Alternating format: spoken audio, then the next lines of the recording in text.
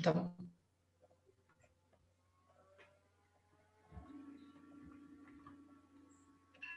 Mais uma edição da nossa Semana Jurídica.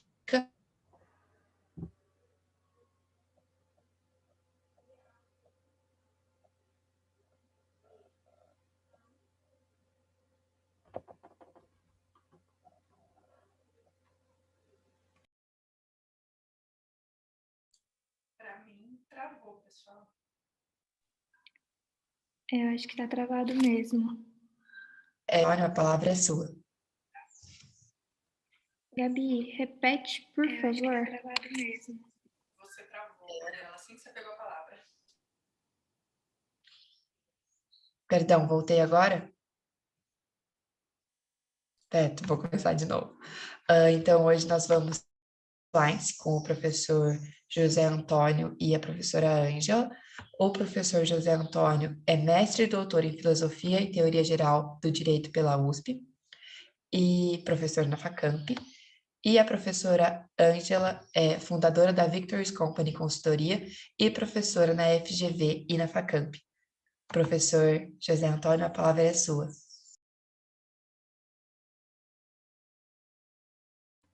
Muito bom dia, Giovana, Gabriela, professor Álvaro, minha companheira de pesquisa, professora Ângela Donágio, doutora Ângela Donágio. Estamos nesse dia aqui muito alegres com esse convite do DCE, não é? Para falar com um monte de gente aqui.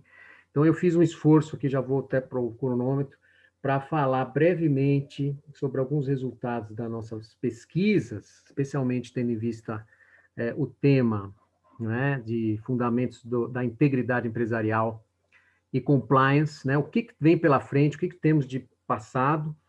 E eu preparei uns slides aqui para deixar alguma coisa registrada também nas imagens, né? Caso não dê tempo de comentar tudo, por causa do tempo, a gente faz, evidente, deixa o material aí para consulta posterior, enfim, algumas referências, né, possíveis. E, então, cumprimentando a todos e a todas, né, agradeço pelo convite, é uma honra estar aqui, né, ser convidado. Temos primeiro ano aqui, temos gente de todos os níveis de formação, né, então eu vou fazer um esforço para falar um pouco do básico ao avançado, tá bem? E eu vou compartilhar aqui umas telas. A professora Ângela me concedeu a palavra primeiro, então eu agradeço desde já. Vocês estão vendo aí a imagem? Está dando para ver? Tudo bem? Posso seguir?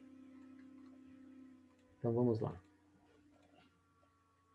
Bom, primeira coisa, fazer uma homenagem aqui a todos os pesquisadores e todas as pesquisadoras do grupo de pesquisas do GP Compliance, da Facamp, né, que tem o nome Interfaces Jurídicas e cada vez mais complexas, interfaces econômicas, né, do nosso programa de pós-graduação. Então, eu fiz as honras aqui de apresentar a pesquisa como sendo uma parte dos nossos projetos, dos quais a professora Ângela também faz parte, e eu vou, então, falar um pouco sobre os desafios, né? Não só o básico, mas também o avançado. Vamos em frente aqui. Fundamentos do discurso, não é? Os fundamentos do discurso passam, evidentemente, o que é ESG, né? Que é Environmental Social Governance, que é, no fundo, governança, governo também, público, né? Não só empresarial, mas isso eu vou falar um pouco mais tarde, que tem a ver com a proteção do meio ambiente e da responsabilidade social, no fundo é isso. E a palavra integridade, né? Que está muito associada ao discurso anticorrupção, não é? Ela tem um nicho semântico nesse ponto, mas a gente está trabalhando para expandir esse conceito, não só do ponto de vista jurídico, hermenêutico, mas do ponto de vista político, tá bem? Porque o pressuposto dessa fala, como boa parte aqui dos alunos está presente já me conhece, mas, enfim, é sempre bom dizer em público, que direito sempre teve, sempre tem, sempre terá a interface política, a interface econômica, né? A interface sociológica. Portanto, a gente tem que pensar de uma forma integral, não é?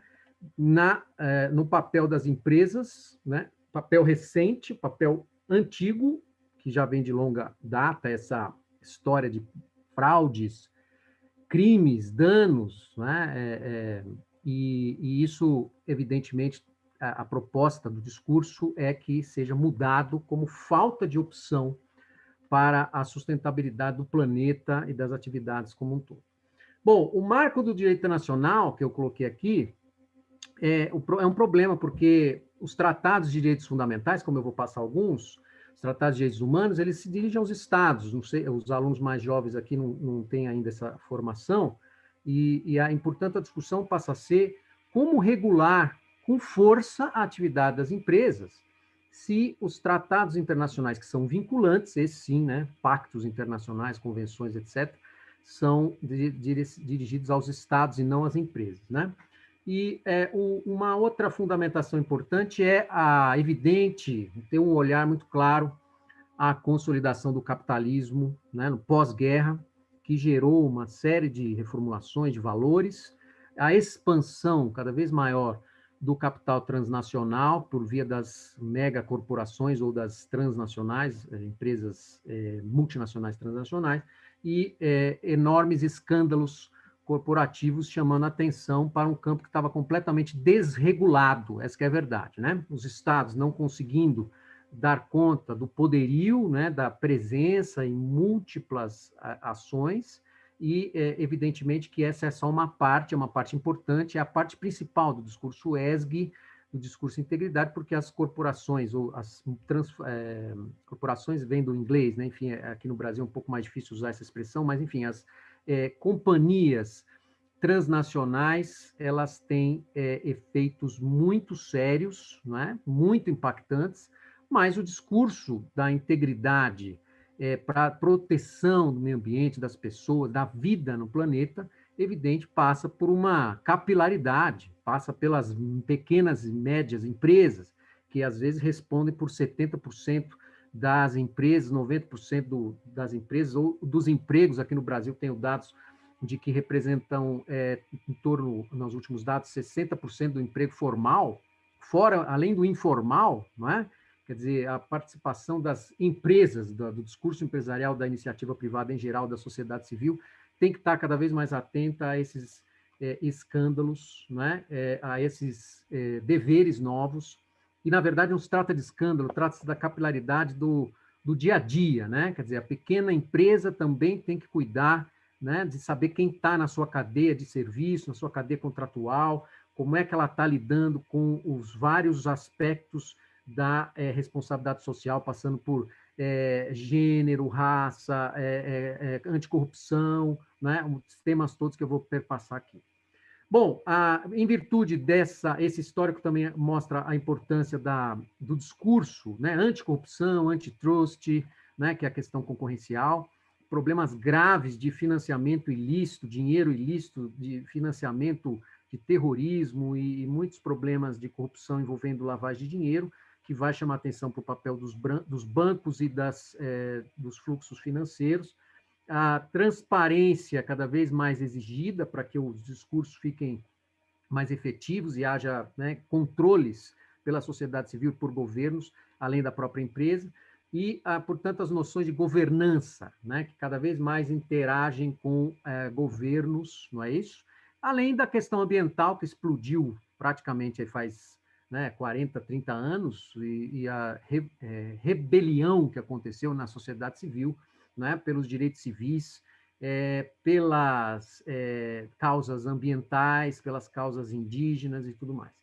Bom, e algumas legislações nacionais, como é o exemplo na anticorrupção do FCPA, né, que é o Foreign Corrupt Practices Act, que tem uma tendência de aplicação de sanções fora do território dos Estados Unidos, uma lei dos Estados Unidos com aplicação de sanções para delitos praticados fora, como é o caso da Petrobras na Lava Jato, tendo que fazer acordos com o Departamento de Estado nos Estados Unidos para poder resolver a sua vida, porque tem negócios lá.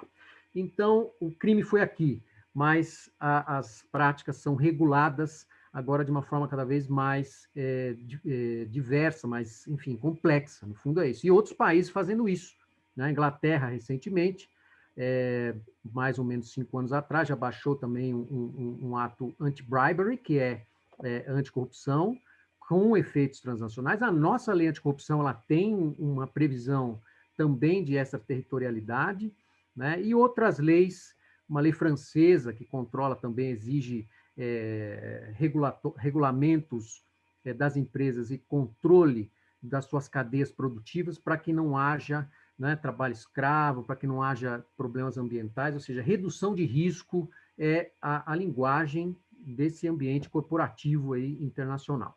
Né? Bom, o poder econômico das empresas transnacionais eu vou mostrar aqui brevemente, tá bem? E vamos em frente. E o papel desses organismos internacionais, como o ONU, OCDE, Banco Mundial, FMI, isso foi crescendo a uma pressão muito grande. A gente vê hoje o Brasil sendo pressionado internacionalmente, né, para condutas de acordo, não só do ponto de vista de governos em relação à sociedade civil, mas das empresas, claro, para poder regular e tudo mais. E isso eu deixo aqui para alguns comentários posteriores. Fundamentos, ainda nos fundamentos, a distinção entre hard law, né, eu sou obrigado a falar em inglês porque é muito divulgado, né, que seria direito vinculante dos tratados e das leis nacionais dos estados, mas tendo em vista o ambiente internacional, nós temos um capitalismo global e uma regulação local. Então, como é que o regulamento controla atividades de empresas transnacionais com tratados, se os tratados se dirigem aos estados, né, determinando que os estados façam seus controles localmente. E aí vem o fenômeno soft law, que eu vou falar, que é o direito não vinculante, ou padrões, estándares, que cada vez mais vem crescendo, não é? Tendo em vista esse ambiente, né, e que o neoliberalismo nas últimas décadas, gerando privatizações, deu a entender que as empresas também tinham que receber uma parte dessa fiscalização, desse dever enfim, de aplicar a lei ou de criar, de certa forma, condutas adequadas, né, a partir desse fenômeno da regulação. Daí veio a ideia de autorregulação regulada, a autorregulação das empresas, regulada por regulamentos nacionais, em primeira linha, internacionais, em segunda linha.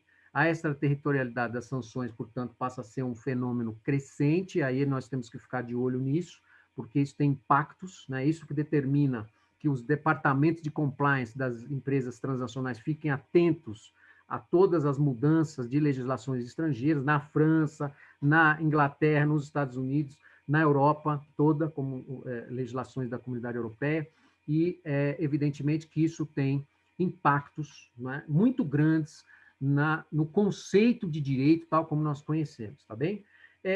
O que nós estamos pesquisando, ainda, né, no sentido de identificar vanguardas, no fundo é a transversalidade dos direitos humanos, ou seja, esse discurso, na verdade, tem que ser invertido. Os direitos humanos não são uma das temáticas que as empresas têm que responder, como se adequar ou como compliance no sentido de se conformar à legislação. Não, elas estão sendo chamadas a uma responsabilidade cada vez mais ativa como membros da sociedade civil, não é? Enfim, a sociedade inteira tem que fazer essa inversão, né?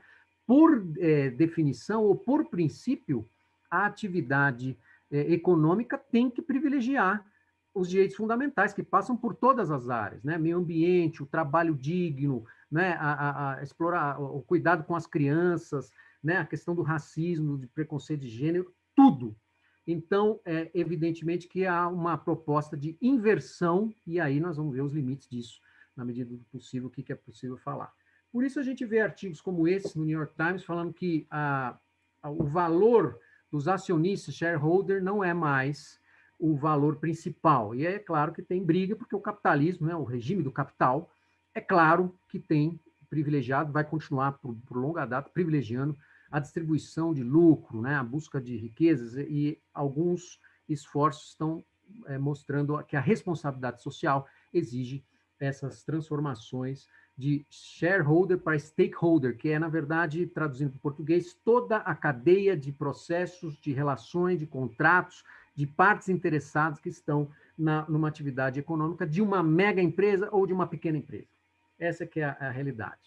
As origens, então, eu vou passar brevissimamente aqui, para depois fica aqui o registro. né, desde 76, com diretriz da OCDE para empresas multinacionais. A OIT, em 77, já baixou uma regulamentação, mas não com força vinculante, em termos soft, né, que é a declaração tripartite, que está sempre sendo atualizada, eu cito também um pouco mais para frente, e a ONU, em 83, tentou um código de conduta para multinacionais e não foi aprovado, né? Então, mas esses fenômenos são pressões que foram se somando, né? E para fundamentar, de certa forma, a origem recente desse discurso, né? Algumas referências em documentos hard, né? Já que estamos falando em inglês aqui, soft, oposto ao hard, que são os tratados vinculantes.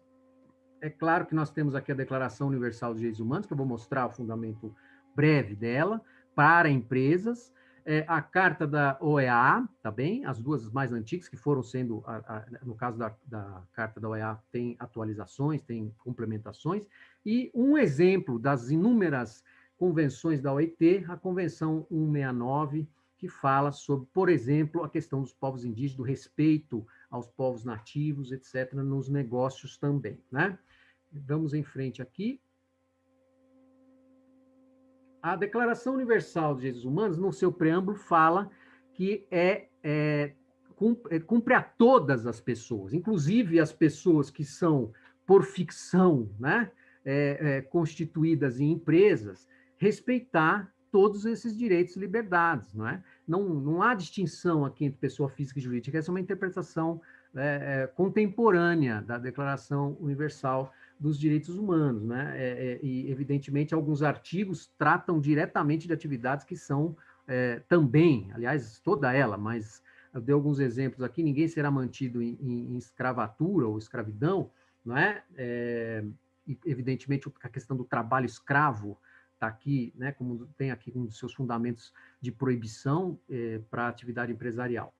Intromissões na vida privada, ou seja, o direito à intimidade, à proteção, né, das pessoas, os direitos civis e, evidentemente, também dos dados, que é uma questão muito contemporânea, proteção de dados. E a vontade do povo, a questão das eleições razoáveis, as empresas não podem praticar ações que deturpem essa atividade, como foi o caso evidente da Cambridge Analytica, do papel do Facebook, das redes sociais, que está em discussão atualmente. Na OEA, a gente tem, evidentemente, também preceitos fundamentais, tá? E aqui uma previsão interessante, né? O item E do artigo 45 fala dos sistemas de administração bancário, administração pública em geral, da empresa, primeira citação mais clara, todas as atividades têm que prestar atenção nos direitos fundamentais. E o exemplo da Convenção 169 da OIT, que eu citei aqui, né? Os povos interessados devem participar dos processos, devem ter os seus interesses resguardados. Em qualquer atividade, então, as empresas têm que pensar em toda a sua cadeia de negócios, em toda a sua cadeia de produção ou de serviços, né? O serviço também. Isso está ainda muito por se desenvolver, mas os fundamentos são esses. Poder econômico das empresas, eu peguei esses dados aqui, né, de 2016. Olha, isso aqui são receitas anuais, não é produto de país, né, não é PIB, mas as receitas anuais do ano 2016 mostra que países aqui estão na liderança, Estados Unidos, China, Japão, tal, ranqueados por total em dólar, e o Walmart entra já na frente da Espanha, né? A State Grid já entra na frente do Brasil, né? E aí vem, as vermelhinhas aqui são todas empresas multinacionais, muito poderosas. Então vem a preocupação evidente, se as empresas têm receitas maiores do que o Estado, né, e os Estados já têm tido problema para regulamentar e fazer cumprir os direitos fundamentais, por que a gente não regula agora de forma transnacional o capital estrangeiro? Então, evidentemente, a gente tem que pensar. Alguns escândalos muito famosos da Nike, da Shell, da Yahoo, da Foxconn, da Walmart e várias empresas estão aqui, né, com seus países, os danos. O caso Rana Plaza, que envolveu um prédio inteiro desabou com uma fábrica extremamente precária, né, lá no Bangladesh, com mais de 1.100 pessoas morrendo, mais de 2.500 pessoas feridas. Eu peço desculpas estar em inglês aqui, porque eu fiz isso aqui antes para uma aula em outra língua, então ficou.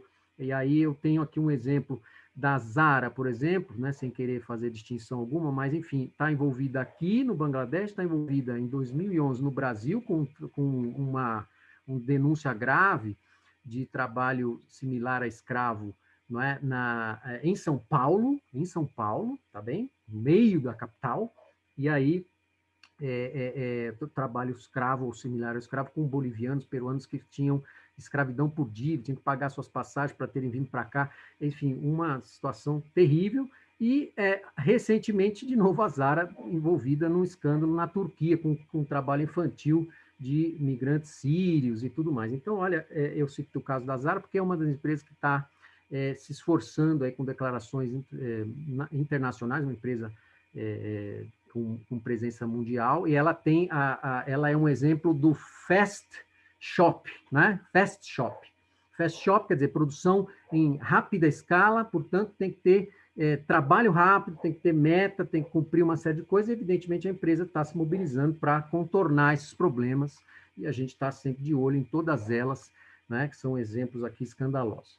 Exemplos de trabalho infantil, né, que são faltas graves, eu peguei um exemplo de licitação, porque tudo agora também passa, todas as áreas passam a ter essa preocupação. Quer dizer, ao fazer licitação, os padrões internacionais já apontam para cuidados anticorrupção na licitação. Evidente, escândalos de corrupção são escândalos geralmente envolvendo, geralmente não, mas enfim, muitas vezes envolvendo contratação pública superfaturada. Então, o que nós temos é a preocupação crescente dos governos para que haja licitações íntegras do ponto de vista anticorrupção. Mas e o resto? Não é? Olha aqui alguns exemplos que eu peguei de uma pesquisa de várias jurisdições e vários escândalos. Uma fábrica de Bangladesh com roupas licenciadas para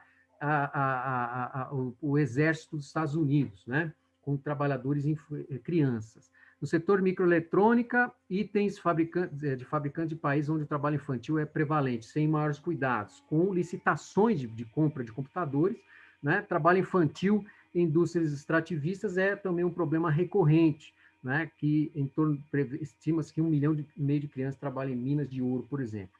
É um dos itens da cadeia de suprimento fundamental para o microeletrônico também. Luvas plásticas foram compradas pela saúde pública mediante licitação na Dinamarca e tinham problemas com trabalho forçado na cadeia produtiva. E aí vai, né? Não vou entrar em detalhes aqui, mas são muitos exemplos, não é? De problemas na China, na Bangladesh, na Índia, em vários lugares, que mostram, no fundo, o que aconteceu nessas últimas décadas com a transferência da produção para países com baixa regulamentação do trabalho, consequentemente com condições de exploração, né, do trabalho de pessoas e crianças, tá bem? E aqui um outro exemplo que mostra que Suécia, Reino Unido, enfim, todo mundo tem que tomar cuidado com as suas cadeias produtivas, inclusive na licitação, tá bem? É uma tendência que vai entrar e virá para ficar. Na sequência, eu não vou entrar nesse detalhe por causa do tempo, para a gente poder ser técnico. Quais são as referências atuais à integridade para a gente falar de soft law, né? Guias técnicos da OCDE, tá bem? Que tem, então, um discurso cada vez mais forte, presente nas economias dos países membros da OCDE. E o Brasil quer entrar na OCDE, já que o tema aqui também é a situação do Brasil, vai ter que prestar muita atenção, governos e empresas vão ter que prestar muita atenção para que haja uma confluência de interesses nesse sentido, de cumprir esses padrões mínimos, né? Porque tem que avançar muito. As declarações da OIT, como eu sempre citei, e orientações e guias das agendas das Nações Unidas, né?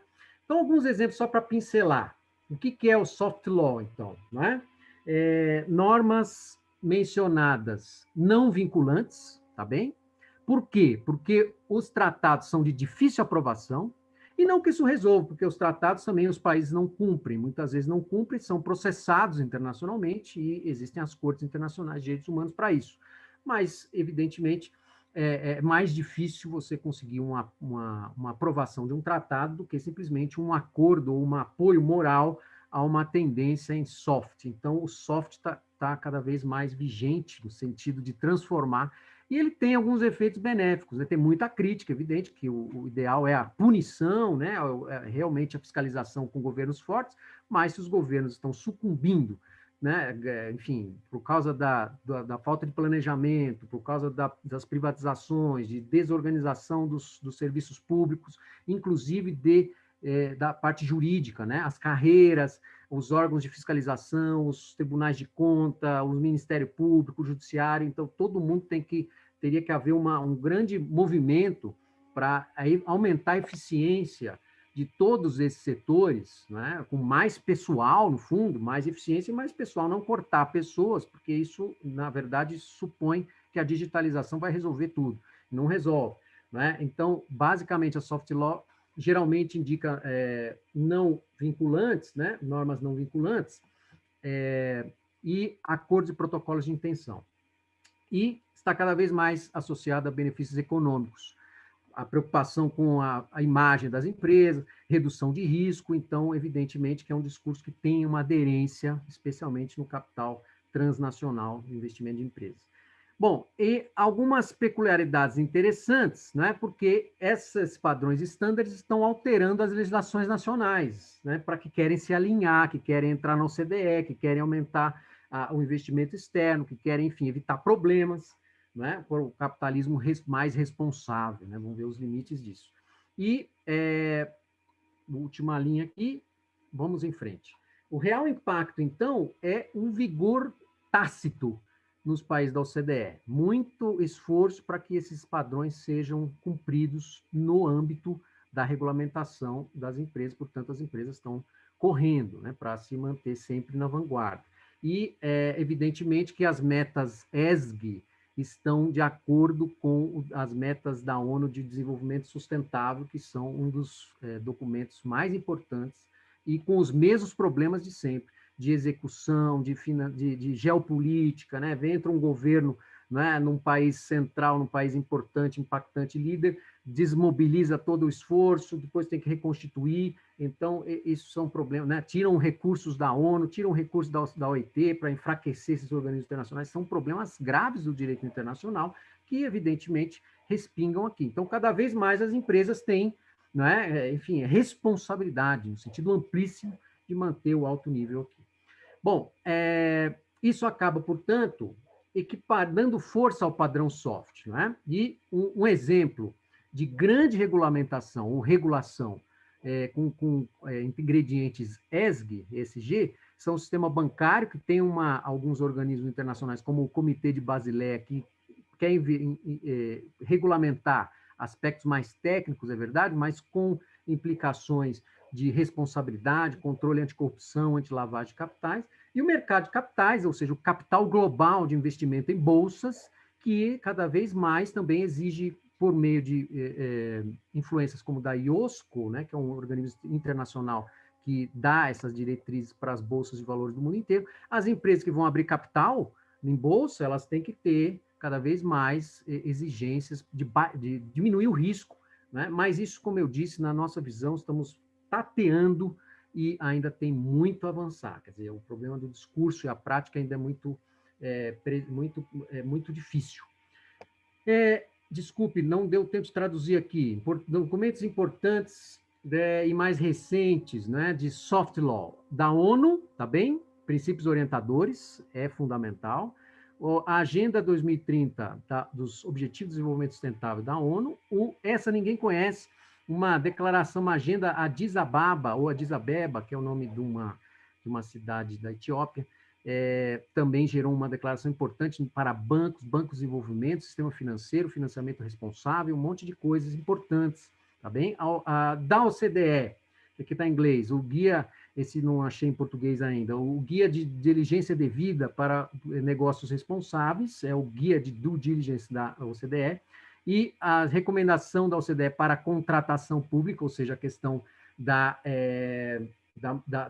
licitações e contratos públicos, e as recomendações para, outro exemplo, para agências de créditos de exportação, que são importantíssimos para negócios internacionais, estão cada vez mais exigindo o baixo risco e essa agenda toda, e a declaração tripartite da OIT, que de 77 foi atualizada para 2017. Então, eu tenho só umas imagens aqui dos Guiding Principles, que são os princípios orientadores da ONU, tá bem?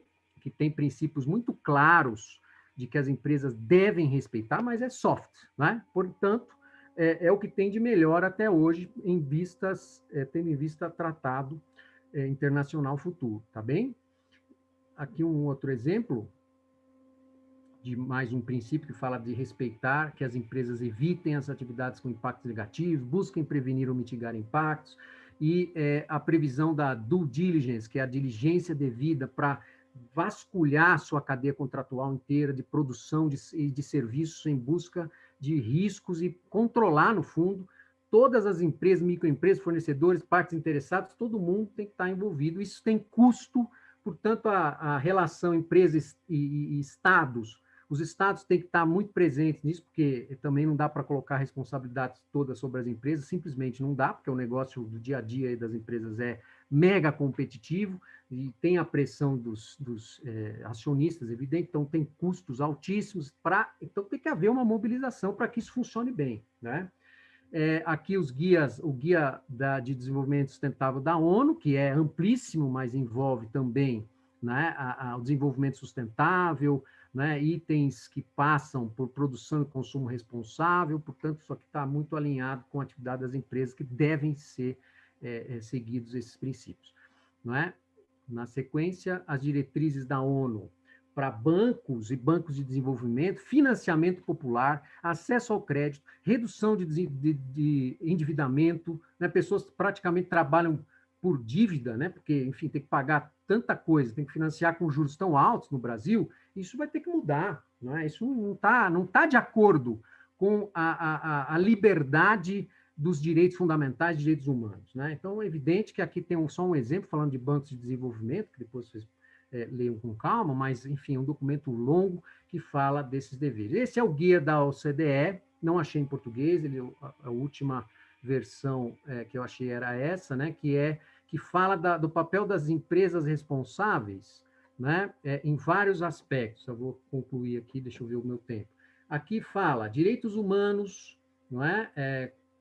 Fala transparência, fala emprego sadio, desenvolvimento sustentável com o ambiente, né? Anticorrupção, anti-bribery, respeito aos consumidores, ciência e tecnologia, antitrust, ou seja, problemas de concorrência desleal e questões de tributação, que é um tema também de vanguarda muito interessante. Se der tempo, a gente comenta aqui um pouco sobre essas áreas, especialmente fazer um comentário mais crítico sobre o Brasil e o que nós temos pela frente, né? Aqui 2 exemplos dos direitos humanos do meio ambiente, dentro desse guia da OCDE, tá bem? Que eu, como meta, e tem uma série de desenvolvimento, é um documento longo, tá bem? E os outros itens que eu destaquei aqui, né? Que são anti-bribery, emprego e interesses dos consumidores, respeito ao consumo.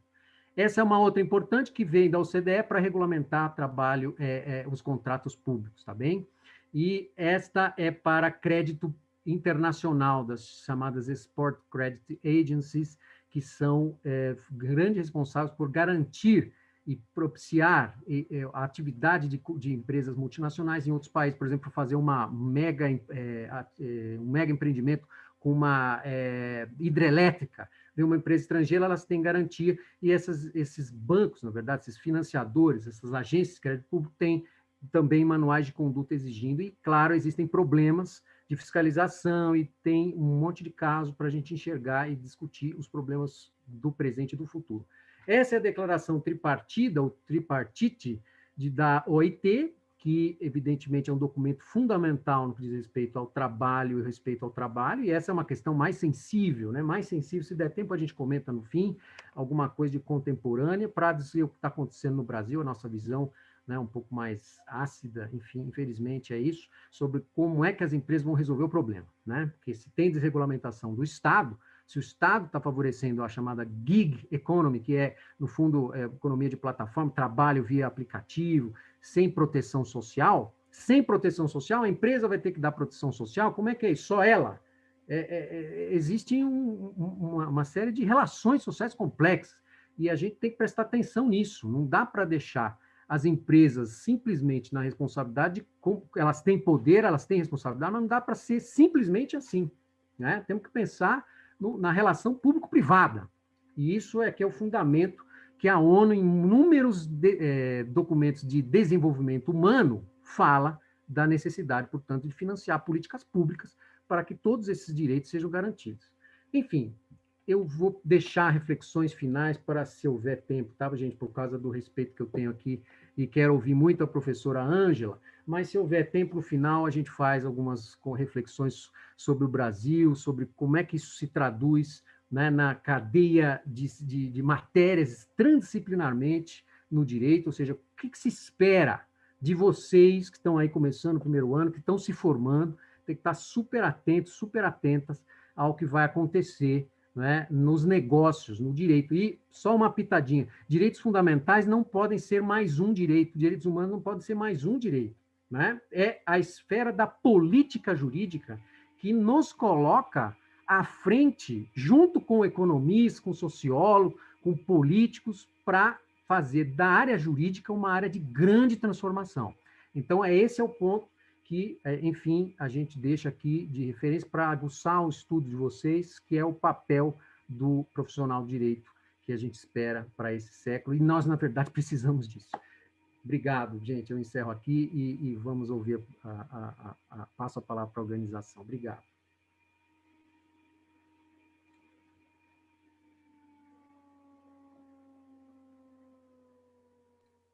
Professora Ângela, a palavra é da senhora.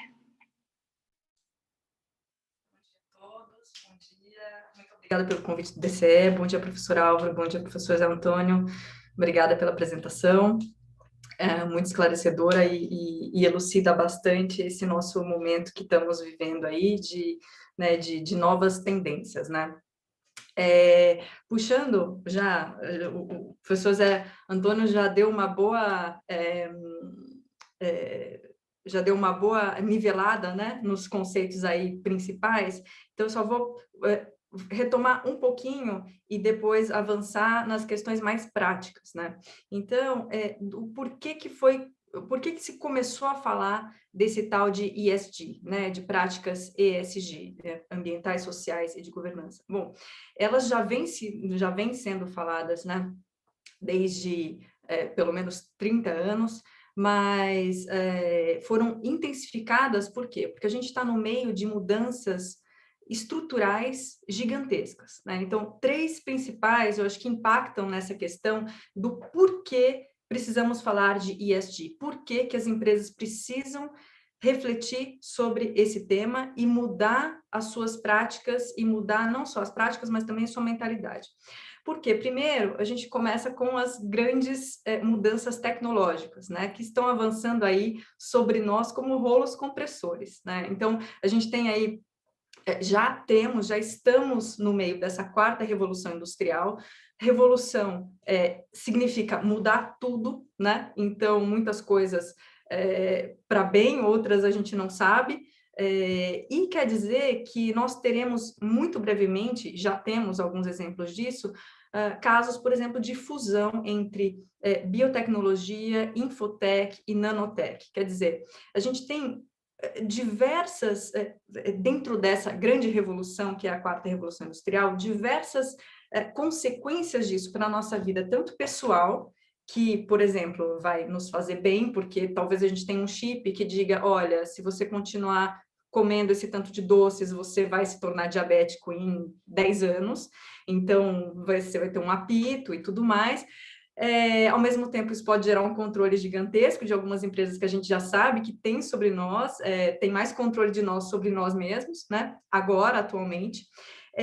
Mas mais que isso, a gente sabe que essa revolução tecnológica, as melhores previsões, os estudos de Oxford e outros, mostram que, em geral, nós perderemos 40% dos postos de trabalho nos próximos 20, 25 anos.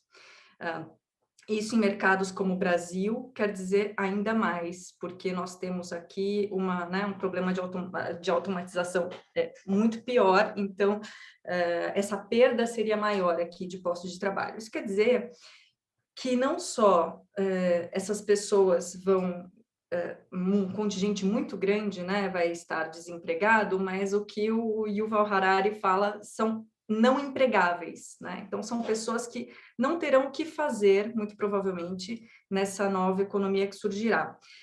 Muito se fala de novos empregos que vão surgir, novas tendências, a gente sabe que a gente tem uma automação e tecnológica, inclusive em áreas como medicina, como direito, como contabilidade, né?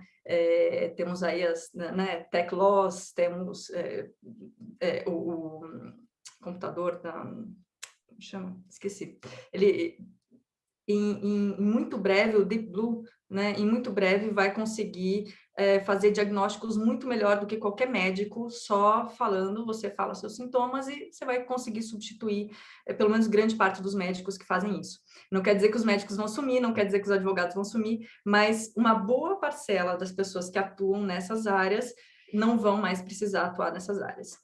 Esse é um ponto bastante importante, porque nós teremos uma necessidade muito grande de o que fazer, né, com essas pessoas, e também novas necessidades que vão surgir. Toda revolução também traz novas necessidades. A questão é, nós vamos estar prontos com a velocidade que precisamos estar para atender essas novas necessidades que vão ser criadas? Esse é um ponto. Que é transformações tecnológicas que vão impactar diretamente a nossa sociedade. A nossa sociedade também está passando por outras revoluções, né? Revoluções como o professor Zé Antônio falou, né, colocar os direitos humanos no lugar que eles merecem, né? Eles são o ponto fulcral e depois a decorrência de outros direitos e depois a gente vem falar de tudo isso, né, que a gente está falando aqui. Então, a sociedade está exigindo cada vez mais respeito aos direitos humanos, respeito à inclusão, que as vozes da grande maioria da população que estiveram silenciadas até agora por uma série de circunstâncias culturais e históricas, que essas vozes sejam ouvidas, né? E isso a gente está vendo que, inclusive, muitas empresas sofrem com cancelamentos hoje em dia, alguns bem motivados, outros nem tanto.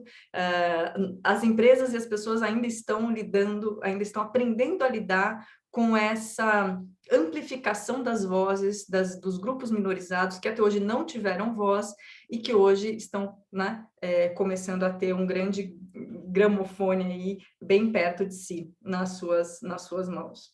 Ao mesmo tempo, a gente também tem essa questão que o professor Zé Antônio já citou, que é a maximização do valor para o acionista, né? As empresas, desde a década de 70, por conta das teorias lá da Escola de Chicago, Milton Friedman, etc., começaram a adotar um dogma de que as empresas deveriam maximizar o valor para o acionista. E esse seria o único fim da empresa. Ela deveria existir para isso e os administradores deveriam, portanto, agir apenas buscando esse fim. Só que, por conta de todas essas questões tecnológicas e sociais, e que também interferem e que aumentam também uma outra transformação, que é a terceira grande transformação, que eu vou parar por aqui, porque senão a gente não termina em transformação hoje, que é a transformação ambiental, as empresas conseguem consumir 5 terras, se a gente continuar nesse ritmo de destruição do meio ambiente, as empresas e as pessoas. Então, nesse sentido, a gente tem essas 3 grandes transformações que mostram para a gente que o ESG, que essas práticas sociais, ambientais e de governança, não são apenas uma nova terminologia para alguma coisa que já existia, não são novas práticas, ou já ouvi até gente falando que, não, a sua empresa tem que colocar uma etiqueta no produto dizendo só quanta água, quanta energia, né, e tudo mais, que aí ela já vai estar adequada a ser uma empresa ESG. Nada mais longe do que a realidade, né? E aí eu queria falar do que é ESG, da compreensão do que é ESG ou da incompreensão do que é ESG para a maioria das pessoas.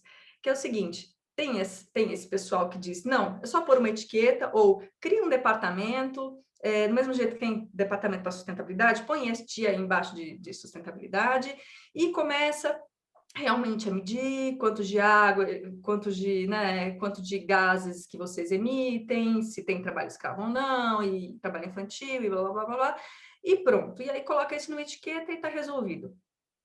Esse é uma percepção ou um entendimento do que seria ESG.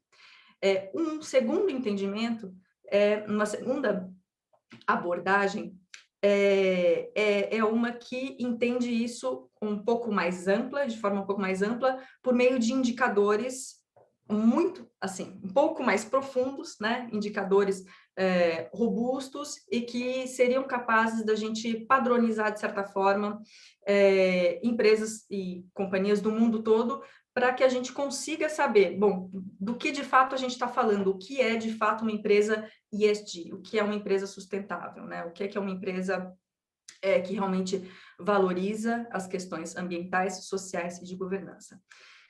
E eu mencionei a questão de maximização do valor para o acionista, por quê? Porque essa foi uma teoria que se tornou um dogma e que tirou completamente qualquer responsabilidade que existiria da empresa em relação à sociedade, né? Então, a empresa começou a se comportar como se ela estivesse no vácuo.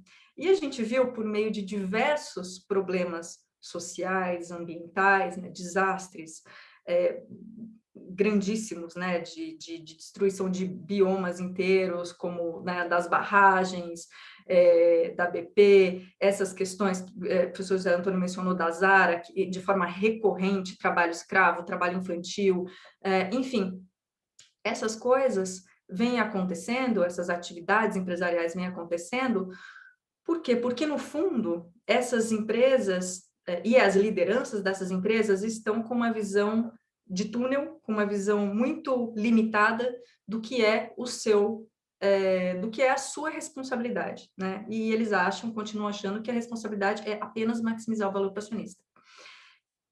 Uma última abordagem do que é ESG é uma mudança de paradigma, é uma mudança total de abordagem de qual é a função da empresa e qual é a função das lideranças, né? E não é absolutamente de abdicar do lucro, não é isso, não, vamos estabelecer uma revolução aqui comunista, né? Não é isso.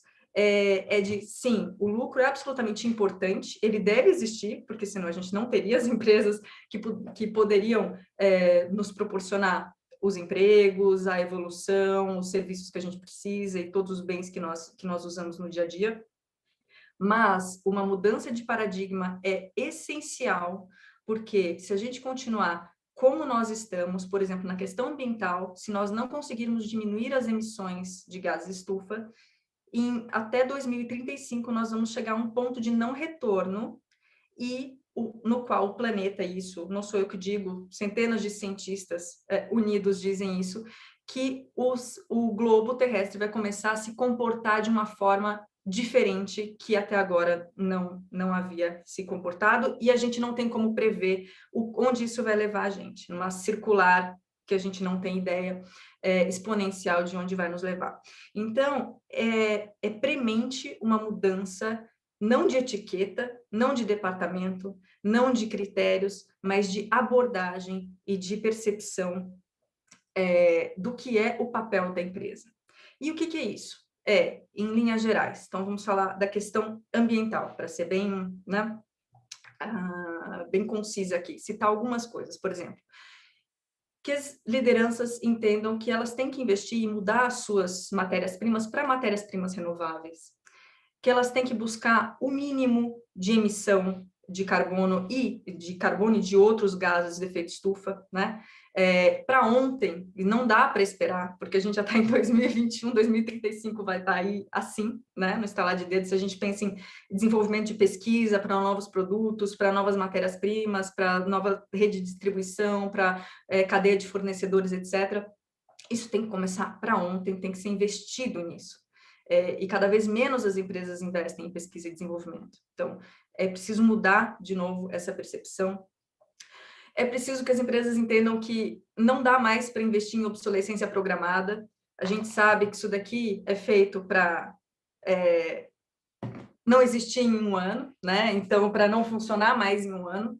Então, e isso, todas essas empresas, não é só, esse é um exemplo, né, que eu coloquei, que é o celular, para quem não está enxergando, que é o celular, que serve para a gente usar um ano e depois muita gente joga fora. Eu tento fazer o mínimo disso possível, mas enfim. Eliminar, por exemplo, viagens de negócios, colocar direitos humanos como questão fundamental, né, já colocada pelo professor José Antônio, eliminar trabalho infantil, investir em bem-estar animal, quer dizer, não fazer testes em animais. A gente tem diversas possibilidades de não fazer mais isso, né? Inclusive, a regulação permite hoje não fazer mais testes em animais, e muitas empresas ainda continuam fazendo isso. Isso não é, claro, uma prática ESG, então não adianta a empresa colocar um relatório lindo, falar que está economizando em água e continuar, por exemplo, fazer testes em animais. Em relação a colaboradores, por exemplo, investir em duas questões muito, muito relevantes, que são o reskilling e o upskilling, que é investir em requalificação e aprofundamento das qualidades desses colaboradores e da própria comunidade na qual a empresa está inserida. Por quê? Porque, em breve, esses colaboradores podem não estar precisando mais fazer a atividade que eles estão fazendo ali, naquele momento, mas ela pode utilizar aquela mão de obra e aquela pessoa para fazer outra coisa, para se desenvolver, ou, de repente, não vai mais existir aquele posto de trabalho daqui a 5 anos e aquela pessoa vai poder criar sua própria empresa, vai poder fazer outras coisas. Então, são questões que as empresas podem investir nos colaboradores, além, é claro, da questão da diversidade e da inclusão, não apenas na força de trabalho, porque muitas empresas falam, não, mas eu tenho 50% de mulheres aqui, tá tudo bem. Não, eu tenho até 70%. Muitas empresas falam, eu tenho 70%, 80% de mulheres. Tá, mas na sua liderança, quantos por cento de mulheres que você tem? Na sua liderança, quantos por cento de negros você tem? Na sua liderança, quantos por cento de pessoas com deficiência ou pessoas que se sentem à vontade para explorar e para falar sobre a sua orientação sexual? Se essas perguntas são, não mesmo, não tenho, mas eu tenho 80%, hein? Mas mas 80% da base não quer dizer que essas pessoas façam diferença na liderança das empresas. E a gente já sabe, por meio de muitas e muitas dezenas de pesquisas, que é a diversidade nos postos de liderança que tem um efeito cascata positivo nas práticas de ESG de toda a empresa. E isso, comprovadamente, no mundo todo acontece. Então, como é que é isso? O que é essa mudança de paradigma? Vou usar os meus últimos minutos para falar sobre essa diferença entre discurso e prática, né? Que é o que a gente tem muito, talvez muitos de vocês tenham ouvido falar do greenwashing, né? Por quê? São empresas que pegam exatamente o mesmo produto que já existia e só põem uma capinha verde ali, ou só põem a etiqueta que eu comentei, e já estão prontas para dizer que são ESG, que são sustentáveis e tudo mais. E não mudou nada, né? É igual o filme do Visconti, o Gatto Pardo, né? Tutto cambia, fine che nulla cambia. Então, vamos fingir que está mudando tudo, mas para não mudar nada. E, na verdade, eu queria colocar aqui um exemplo, que é um exemplo super positivo, que é o caso da Mercur. Eu não tenho nenhum conflito de interesses aqui, não sou acionista da Mercur, tá? Não sou consultora da Mercur, mas é um caso excepcional que vale muito a pena quem quiser pesquisar. Eu vou citar algumas coisas que a Mercur fez. Ela, há alguns anos, ela já está na sua 3ª geração, é do sul do país. Há alguns anos, a Mercur, a liderança, os principais líderes, principalmente o presidente da Mercur, que é neto do fundador, se questionou por conta de uma consultoria que falou qual que é a diferença que vocês fazem no mundo? O que a Mercur deixaria de... o que o mundo deixaria de ganhar se a Mercur deixasse de existir? E ele refletiu e pensou, falou, nada. E isso causou uma catarse e uma profunda transformação na abordagem da Mercur. Porque, a partir daí, eles começaram a repensar tudo, desde a sua linha de produtos, desde a sua comunicação, desde a sua cadeia de fornecedores, desde a sua interação com comunidades, desde a sua hierarquia, né? quando a gente fala de governança. Então, para citar algumas práticas aqui para vocês, por exemplo, o que eles fizeram? E aqui é muito claro a gente falar eu gosto de citar esse exemplo, porque é muito fácil as empresas dizerem, não, aqui a gente privilegia o propósito, a gente não privilegia o lucro. Mas aí, quando você vai ver, né? Bom, as pessoas estão se sentindo infelizes no trabalho, as pessoas estão desengajadas, estão com burnout, os produtos não são bons para a saúde. Como é que a gente vai falar de práticas de ESG de empresas que têm como produtos algumas coisas que são viciantes, que não têm nenhum valor nutritivo, né? Que fazem mal para as crianças? Como é que a gente vai falar de uma prática ESG de uma empresa como essa? Não tem como, né? Como é que a gente vai falar de uma prática de ESG de uma empresa de tabaco, de uma empresa de armas, de uma empresa de agrotóxicos? Não tem como. Então, a Merkur fez essa reflexão e, por exemplo, decidiu eliminar dos seus produtos todos os produtos licenciados Disney que eles tinham, por exemplo. Por quê? Porque os professores falaram para eles fizeram consultas com a comunidade e com as pessoas que lidam com as crianças, e essas pessoas disseram, qualificadas, por óbvio, disseram, olha, esses produtos mais separam as crianças e desagregam as crianças do que agregam. Elas não são coisas positivas. Então, você vê um personagem, uma princesa, sei lá o quê, isso é mais fonte de competição do que cooperação entre as crianças. Então, eles decidiram abolir esse tipo de produto. E era muito, muito lucrativo, como todos vocês podem imaginar. Então, essa é uma decisão que diz, este produto não está alinhado ao nosso propósito. E nossa empresa tem que estar alinhada ao nosso propósito, senão não tem sentido dela existir. Por exemplo, outra questão que eles investiram em matéria-prima local.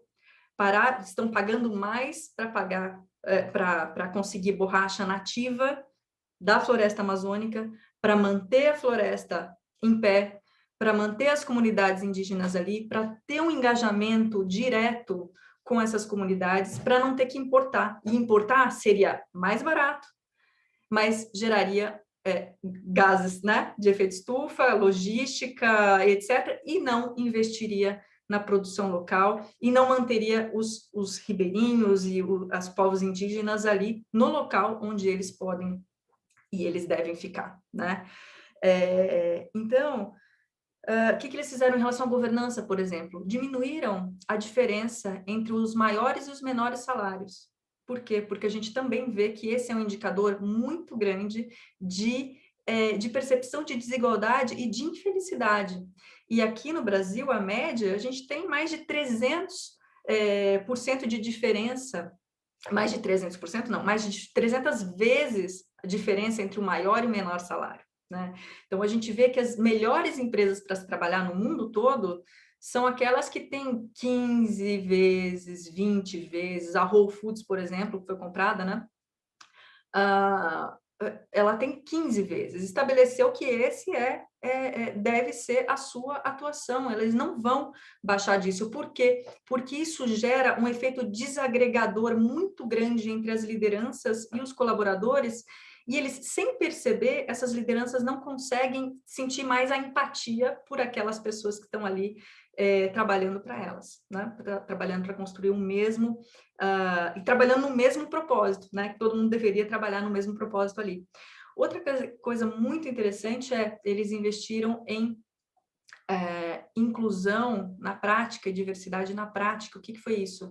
Eles começaram a reunir a pais e fonoaudiólogos e terapeutas ocupacionais, que muitos professores que trabalham com pessoas com deficiência ou com crianças com deficiência, tinham uma dificuldade muito grande para conseguir materiais, para conseguir escrever, para firmar a mão, para desenhar, né? E os professores acabavam fazendo gambiarras para conseguir fazer com que com seus alunos ali conseguissem evoluir dia a dia. O que a Merkur fez? Fez uma parceria de cocriação com essas pessoas para eles criarem produtos próprios de novo, com matéria-prima, né, renovável e local e tudo mais, sem fazer testes em animais, ficaram investindo 7 anos sem fazer testes para poder não fazer testes em animais, só in vitro, para poder oferecer produtos que fossem inclusivos, quer dizer, que fossem tanto inclusivos na questão de possibilitar a todos esse desenvolvimento motor intelectual e prazeroso que é a escrita, o desenho, a pintura e etc., como também a acessibilidade de preço. Então, por exemplo, tem lá um site com os preços baixos, os menores possíveis, para que tenham acesso, porque o maior número de pessoas tem acesso. E além disso, eles colocam bastante essa questão da cooperação acima da competição, né? Atualmente, o presidente não se chama mais presidente, e os diretores não se chamam mais diretores, eles se chamam, autonomearam de facilitadores. Eles não estão ali para mandar, eles estão ali só para auxiliar em algumas coisas, quando as reuniões de grupo acontecem. Então, eles eliminaram, em grande parte, a hierarquia, horizontalizaram a gestão, então aí é a parte da gestão, né? Buscam contratar por valores, porque contratar por valores, você treina expertise, você consegue treinar né, a técnica. Se você contrata pela técnica, você não consegue treinar pelos valores. Então, é aquela máxima hire for values and train for skills. E eles estão aplicando isso bastante, e a gente precisa urgentemente de mais exemplos como esse, que possam mostrar a coerência entre o discurso e a prática. Então, vocês veem, não é uma questão de rótulo, não é uma questão de indicador, eles não têm um departamento de ESG, eles não têm um departamento de sustentabilidade, eles não precisam disso, né? Outras empresas, Patagônia, Whole Foods, tal, não têm departamentos para isso. Por quê? Porque elas são ESG, porque elas têm a questão environmental, social and governance, ambiental, social e governança na veia, porque elas vivem isso, né? Porque as suas lideranças promoveram uma mudança de mentalidade na qual elas buscam o lucro sim, mas elas sabem que elas têm uma importância maior para a sociedade. E investindo nessa importância maior, o seu lucro acaba sendo consequência disso, e ele também é maior, né? Então, vi de casos aí de sucesso, como Patagônia e etc. Então, a gente tem esses casos e nos quais, só o último ponto, que eu acho que eu não falei aqui, sobre a questão dos colaboradores, né? O quanto nós estamos, em geral, infelizes nos nossos trabalhos, né? Nas nossas empresas. Por quê? Porque elas nos enxergam como números, nos tratam como números, e nós também tratamos. A gente tem um viés da reciprocidade que é muito grande. Quando a gente é tratado dessa forma, né, é o efeito Pigmaleão. Quando você é tratado com desconfiança, você vai agir dessa forma. Se você é tratado como uma pessoa, se você é ouvido de fato, se você é tratado com confiança, você responde com responsabilidade. Então, a gente vê que, por exemplo, apenas uma pesquisa da Gallup recente, apenas 3 em cada 10 colaboradores dizem que a sua opinião conta no trabalho. E olha que eu acho que esses estão ainda achando bastante, porque a grande maioria não se sente ouvido, escutado. E é importante fazer essa diferenciação entre o ouvir e escutar. Uma liderança tem que saber escutar. Ouvir é um ato físico. Entra por aqui, sai por ali. Tanto que a gente está no celular, a gente pode estar ouvindo alguma coisa, mas a gente não está escutando. A gente tem que ter escuta ativa. As lideranças e as pessoas como um todo que estão buscando trabalhar em grupo, e os trabalhos em grupo são os que mais vão prevalecer daqui em diante, são aquelas que conseguem ter uma escuta ativa, são aquelas que conseguem estar presentes emocionalmente para se conectar com os seus interlocutores e escutar e dar valor àquela contribuição. E é nesse sentido que a inclusão é crucial, porque muitas empresas também estão falando, não, eu estou trabalhando com diversidade, já estou com tantos % de mulheres, tal, negros e LGBTs, Se você não investir em inclusão, essas pessoas não vão se sentir psicologicamente seguras para falar, para colocar as suas dúvidas, os seus questionamentos, para conseguir questionar seu chefe, para falar, olha, chefe, eu acho que não é por aí, a minha visão é diferente e tal. Isso é extremamente importante. Por quê? Porque a inteligência coletiva é que vai fazer a diferença no século XXI. Quando a gente pensa em inteligência analítica, o computador já é muito melhor do que a gente. Em 5 anos, a gente não vai mais precisar de nada da nossa inteligência analítica, porque qualquer computador vai saber fazer muito melhor do que a gente. O que a gente pode aportar de diferente é a nossa inteligência coletiva. Para a gente ter inteligência coletiva, a gente precisa de diversidade e a gente precisa de inclusão.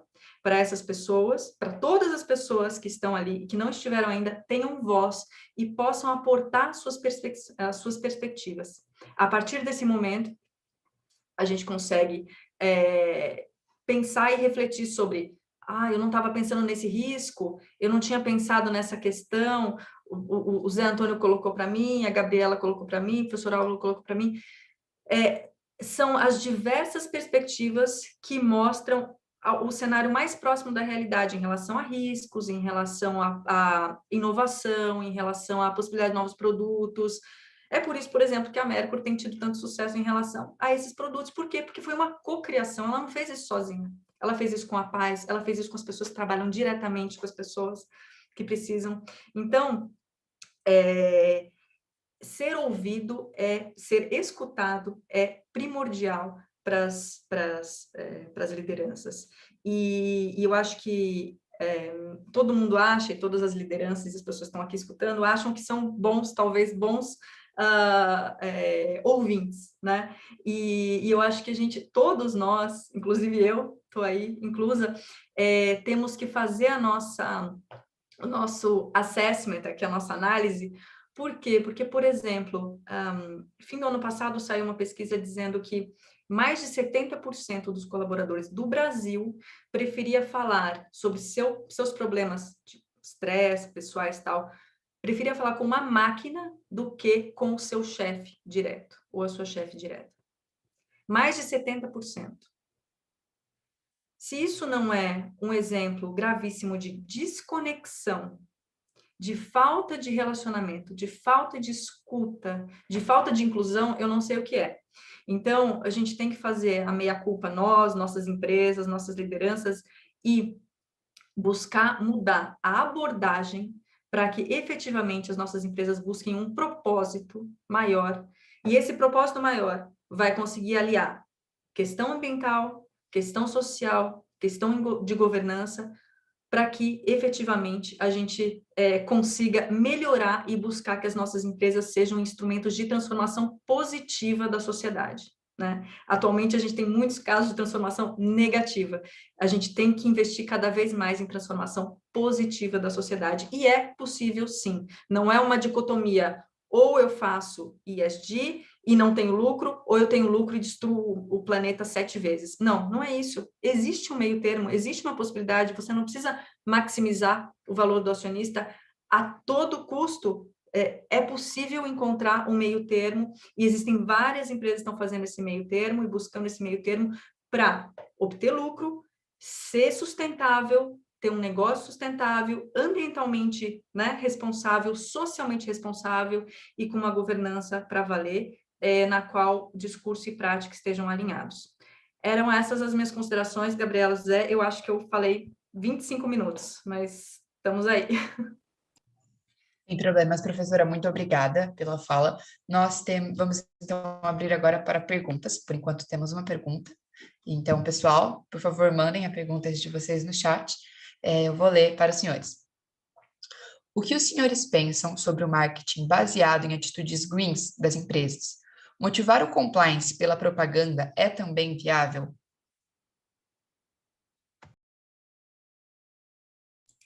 Zé, pode falar primeiro, que eu falei muito, depois eu falo. Pode dizer, professora Ângela, que as suas pesquisas e informações de atualidades no mundo empresarial são muito preciosas. Pode, por favor, falar que vai ser melhor. Tá bom. Essa pergunta acho que tem diretamente a ver com aquela questão do greenwashing, né? Que as empresas dizerem que tem ou fazerem uma lavagem verde, né?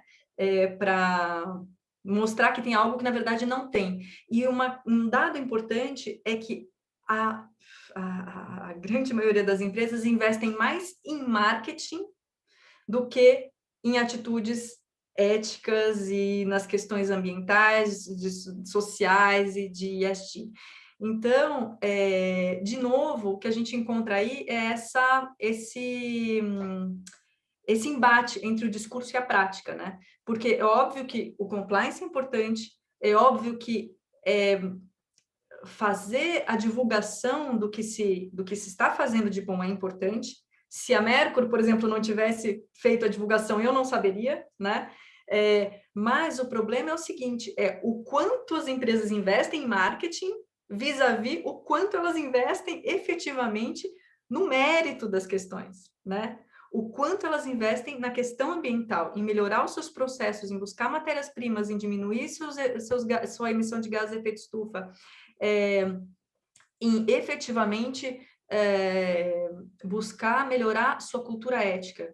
Porque muitas falam, não, olha, aqui eu estou com código de ética, com código de conduta, não tive nenhuma questão de corrupção, e ela se diz ética. Não quer dizer necessariamente que ela não tenha problemas éticos gravíssimos ali, porque corrupção é só uma pequena parte da questão da cultura ética da empresa.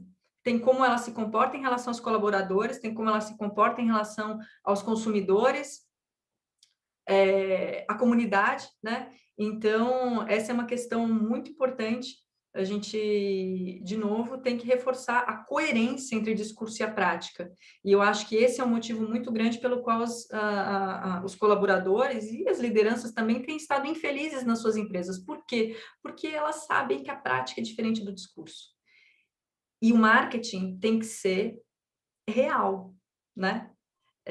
O marketing que a gente vê atualmente está muito, muito fora da realidade, só para vender. E cada vez mais, como a gente tem mais transparência, é possível ter essa verificação que o discurso está incoerente com a prática, ou que a prática está incoerente com o discurso. Acho que por aí. Professora Ângela, professor... Zé mandou um chat. Pode comentar, Zé, à vontade. A palavra inteirinha é sua. Tem mais perguntas, Giovana, Gabriela? Não temos mais perguntas. Quanto tempo aqui, só para não estender demais, senão eu faço um breve comentário, porque foi estimulante a fala da professora Ângela.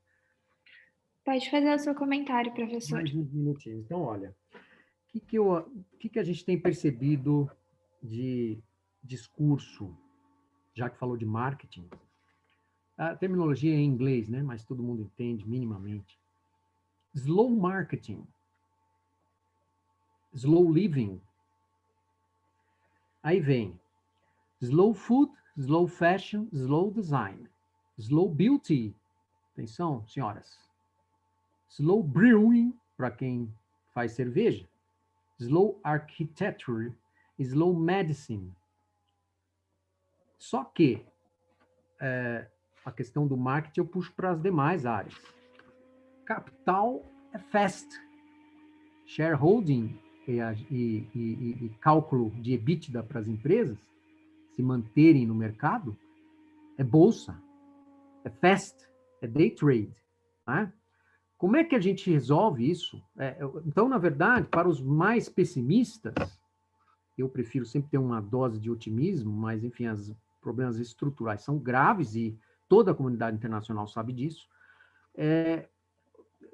A gente tem que municiar, uma palavra até ruim, né? Enfim, tem que articular o discurso da cooperação, como bem disse a professora Ângela, porque se o sistema ficar inviável e ruir pela economia, pela política, esse discurso é o discurso da humanidade, é o discurso da humanidade, do porvir. Né? Então, ou o capitalismo se ajusta, ou ele fica insustentável. E aí vem um outro discurso, ou acaba o planeta e essa seção Zoom desaparece. Certo? Então, nós não temos, a professora Ângela falou de possibilidade, né? Eu acho que a gente tem que endurecer esse discurso. Eu acho que tem que ser necessidade, né? Quer dizer, falta de alternativa mesmo. Acho que a professora Ângela já quis dizer isso, né? Com esses casos aí muito ilustrativos, né? Então, e isso se aplica a todas as áreas, né? Mas um outro dia a gente fala. Enfim. Exatamente. Se eu puder só pegar daí também, Zé, você mencionou, por exemplo, questão, né? Você mencionou o FAST, né? Os vários FASTs aí, né? E eu acho que essa é uma questão de que tanto a gente tem que exigir das empresas, mas como nós também temos que mudar os nossos padrões de consumo, para que a gente também alimente essa mudança e que essa mudança seja sentida por meio das empresas, né? Então, por exemplo, fast fashion, não comprar mais, né? Será que eu realmente preciso de tal coisa? Será que eu realmente preciso, né? Questionar de onde vem, questionar os fornecedores, questionar a forma que foi feita, e a nossa capacidade, uma ação individual pode parecer muito pequena, né? A consequência dela, mas se ela for feita por um grande número de pessoas, nós vamos ter um resultado muito significativo. E isso também em termos ambientais, por exemplo, se a gente optar, quem optar conseguir não comer mais carne vermelha, sabe que a gente está colaborando com a manutenção da floresta, né? Ou com a diminuição do desmatamento. Se a gente conseguir saber que a gente está investindo, por exemplo, em fundos sustentáveis, né? A gente consegue perceber, e não em bolsa, por exemplo, ou, né? A gente percebe que a gente pode fazer diferença para mudar o fast para o slow, indo para o medium, né? Então, só essas também não podia perder a deixa, Zé, já que você tinha falado de fast fashion, de que é uma coisa que acho que a gente pode fazer, são práticas individuais e que não apenas as empresas, não dá para a gente falar assim, não, deixa o governo resolver isso, deixa as empresas resolverem isso, eu não tenho nada a ver com isso. Não, todos nós temos a ver com isso, né? E se a gente fizer alguma coisa, a gente vai forçar ainda mais as empresas a fazerem a sua parte, né? E exigir que elas façam. Então, acho que faz parte da nossa coerência aí entre a nossa retórica e a nossa prática. Só não podia perder essa deixa. Agora eu me calo, prometo. Professora Ângela, professor José Antônio, gostaria de mais uma vez agradecer a presença dos senhores aqui. Foi uma aula sobre o compliance, então, professor Álvaro, gostaria de agradecer a presença do senhor também, e também agradecer a presença de todos os nossos alunos que prestigiaram essa palestra incrível e deixar o convite que a nossa semana continua. Hoje temos mais uma palestra às 13 horas, às 15 horas, desculpa, com o doutor Nelson Williams, que vai falar sobre empreendedorismo no direito. Então, fica aqui o nosso convite. Mais uma vez, muito obrigada. Muito obrigada, pessoal. Parabéns ao DCE e bom dia a todos. Obrigado. Um abraço a vocês.